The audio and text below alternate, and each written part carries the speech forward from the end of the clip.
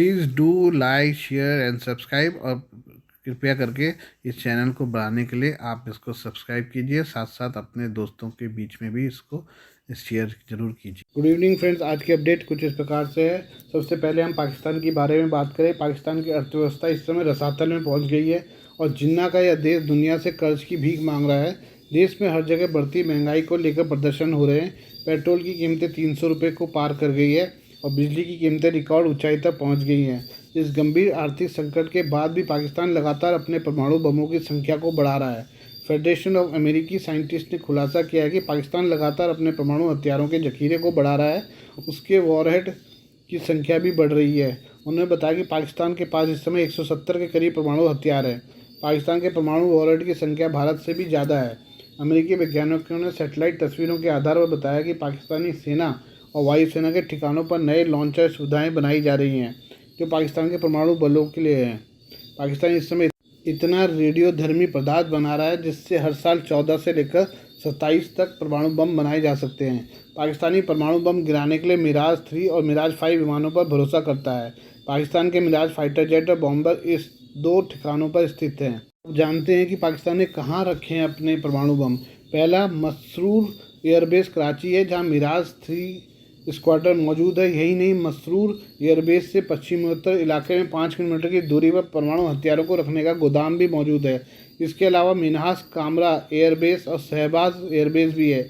इसके अलावा पाकिस्तान के पास 6 तरह की किलर मिसाइलें हैं जो परमाणु हथियार दागने की क्षमता रखती हैं। इसमें कम दूरी की अब्दाली, गजनवी, शाहीन और नस्र शामिल हैं।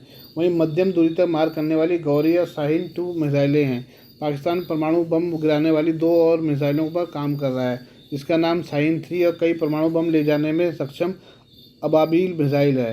रिपोर्ट में कहा गया कि पाकिस्तान के कम से कम 5 मिसाइल ठिकाने हैं जो पाकिस्तानी परमाणु बलों के लिए अहम भूमिका निभा सकते हैं। इसमें अकरो गैरिसन, गुजरावाला, खुजदार, पानो वकील, सरगोदा ठिकाना शामिल है। पाकिस्तान का लगातार बढ़ता परमाणु हथियारों का जखीरा न केवल भारत के लिए चिंता का विषय है बल्कि पूरी दुनिया के लिए है। अगर अमेरिकी राष्ट्रपति जो बाइडेन के मुताबिक पाकिस्तान दुनिया के सबसे खतरनाक देशों में से एक है। इसकी वजह परमाणु सुरक्षा और कमांड तथा कंट्रोल प्रक्रिया में कमी है। आइए अब हम भारत और सऊदी की दोस्ती के बारे में बात करें। भारत और सऊदी अरब अपने संयुक्त नौसैनिक अभ्यास के सफल आयोजन के बाद अब सहयोग को और ज़्यादा बढ़ा रहे हैं। ऐसे में दोनों देश एक साथ मिलकर अब हथियारों का निर्माण करने वाले हैं। भारत और सऊदी दोनों ने इस पारस्परिक हित और आशाजनक संभावनाओं वाला क्षेत्र करार दिया है। कुछ दिनों पहले ही सऊदी क्राउन प्रिंस भारत के आधिकारिक दौरे पर थे। इस दौरान उन्होंने न केवल G20 शिखर सम्मेलन में भाग लिया बल्कि भारत और यूरोप के साथ मिलकर मध्य पूर्व आर्थिक गलियारा पर हस्ताक्षर किया। इतना ही नहीं, सऊदी क्राउन प्रिंस ने भारत के साथ द्विपक्षीय वार्ता भी की जिसमें रक्षा और व्यापार समेत कई मुद्दों पर विस्तार से चर्चा की गई।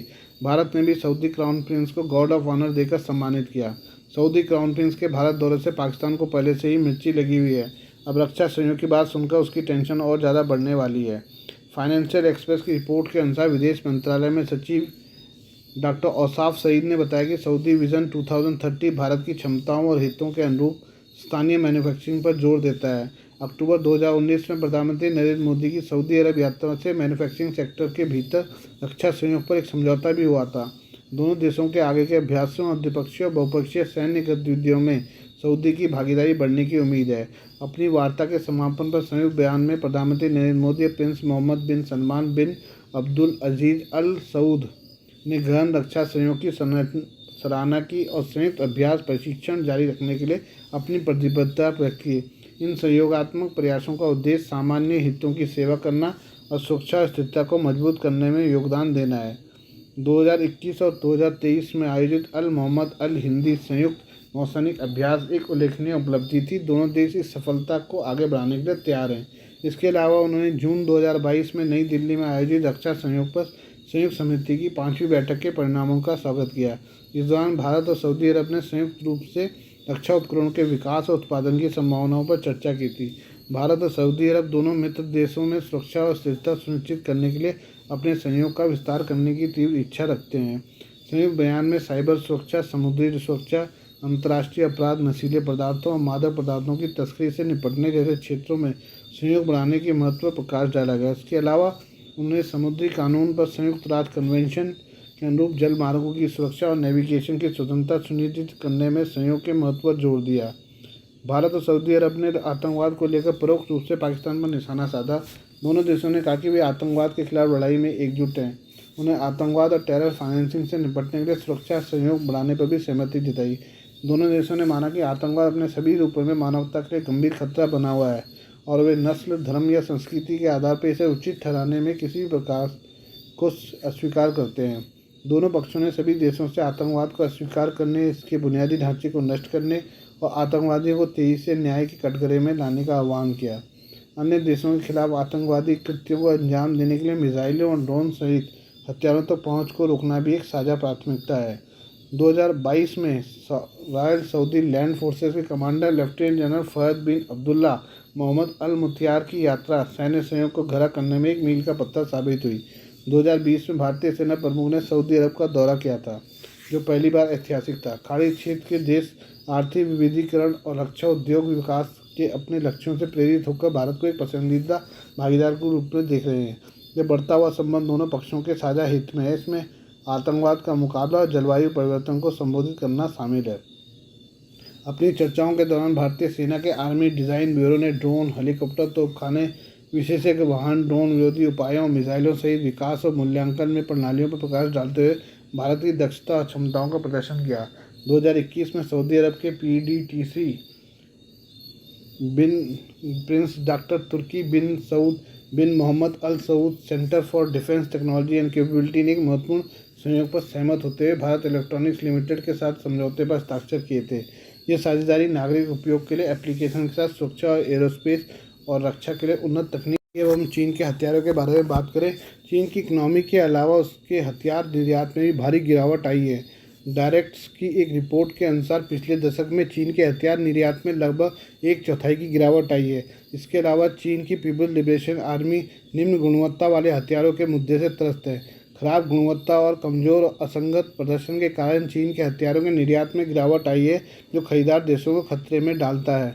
Stockholm International Peace Research Institute (SIPRI) के अनुसार पिछले 5 साल की अवधि की तुलना में 2016 और 2020 के बीच चीन के हथियारों की शिपमेंट में 7.8% की गिरावट आई है। इसकी वैश्विक बाजार हिस्सेदारी 5.6% से घटकर 5.2% हो गई है। चीनी हथियारों की मांग बढ़ गई है क्योंकि वे प्रतिस्पर्धियों की तुलना में कम महंगे थे। हालांकि चीनी हथियारों के वादे के मुताबिक प्रदर्शन करने में विफल रहने के बाद इसमें संकुचन शुरू हो गया है। थिंक टैंक रेड कॉर्पोरेशन के एक शोधकर्ता सिंडी जेंग ने कहा है कि चीन अपने सैन्य उपकरणों के लिए ग्राहकों को कट रेट, मूल्य निर्धारण और वित्त पोषण के साथ आकर्षित करता है, लेकिन इसमें छिपी हुई लागतें हैं, खासकर जब गियर में खराबी होती है। डायरेक्ट के अनुसार शोधकर्ता ने कहा, चीनी सैन्य उपकरणों के साथ तकनीकी अनुकूलता की कमी विशेष रूप से महंगी साबित हो सकती है।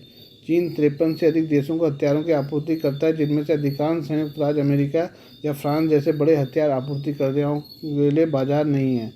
34 पाकिस्तान, म्यांमार, बांग्लादेश और अफ्रीकी और मध्य पूर्वी देश चीनी हथियारों के प्रमुख आयातक हैं।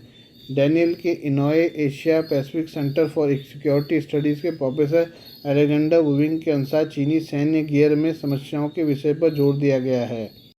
उन्होंने कहा, चीन निर्मित हथियार न केवल तकनीकी रूप से घटिया हैं, बल्कि युद्ध के मैदान में भी उनका परीक्षण नहीं किया गया है। म्यांमार ने खरीदे गए चीनी जेट पर रडार की कम सटीकता के बारे में चिंता व्यक्त की है। तकनीकी मुद्दों के कारण म्यांमार ने अधिकांश चीनी जेट विमानों को रोक दिया। डायरेक्ट की रिपोर्ट के अनुसार म्यांमार ने इन चीनी निर्मित जेटों के लिए ऊंची कीमत चुकाई, लेकिन डिलीवरी के 4 साल बाद भी उन्हें मरम्मत की आवश्यकता थी। रखरखाव के मुद्दों के कारण नाइजीरिया को 9 चेंगडू F-7 लड़ाकू विमानों में से 7 को चीन भेजने के लिए मजबूर होना पड़ा। चीन के सदाबहार सहयोगी पाकिस्तान को भी चीन निर्मित नौसेना के युद्धपोतों से समस्याओं का सामना करना पड़ा। डायरेक्ट की रिपोर्ट के अनुसार F-22P फ्रिगेट्स में कई तकनीकी समस्याएं थीं, जिनमें इंजन की खराबी, दोषपूर्ण सेंसर और मिसाइल प्रणाली की लक्ष्य को लॉक करने में असमर्थता शामिल थी।